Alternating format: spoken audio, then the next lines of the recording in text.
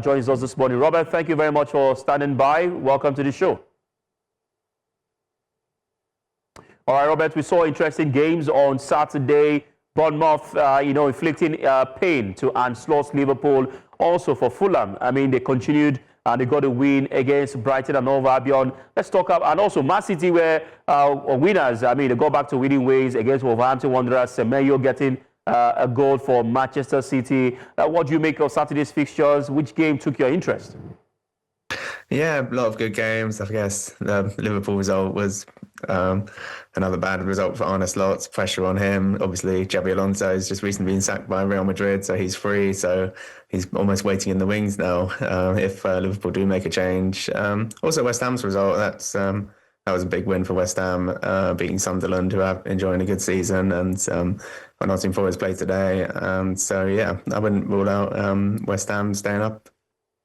All right, let's also look at for Arne Slot. We've seen Manchester United part ways with the manager this season, Chelsea. Do you think that Arne Slot could be the next manager to be sent out in the Premier League?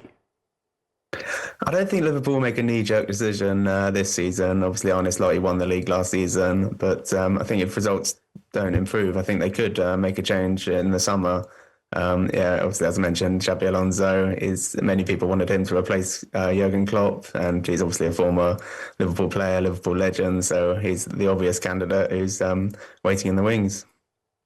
All right, let's talk about today's game. Arsenal take on Manchester United, and a revived Manchester United side that got a win against Manchester City. And coming up against an Arsenal side that has depth in squad, and they're looking like they're not, taking off the foot from the pedal. What should we expect? Are we going to see an upset based on Manchester Arsenal, being in good form coming into this game? What are your expectations?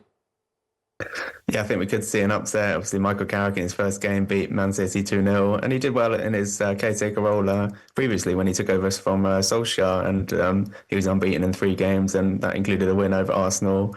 They both played match day 1, I believe it was, and where Arsenal won 1-0, but Man United were arguably the better side in that game. So, and Arsenal in the league, 2 draws in the last 2 games. Did get a good win against Inter Milan in the Champions League this week. But I feel this could go either way, but possibly a Man United win.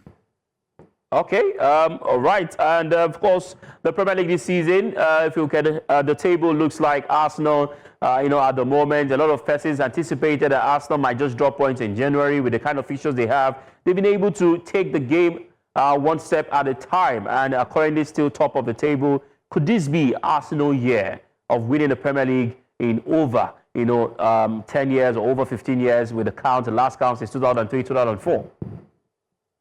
Yeah, it's been a long time for Arsenal, 2003-04, the invincible season, last time they won it. And I think that weighs heavy on Arsenal being runners-up in the last 3 seasons. I'm sure there's only 4 points in it right now.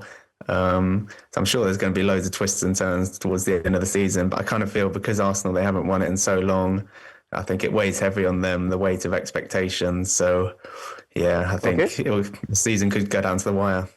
All right, thank you very much, Robert Wheeler, for your time. We look forward to an exciting game today in the Premier League. We look forward to you joining us again on the show. Thank you.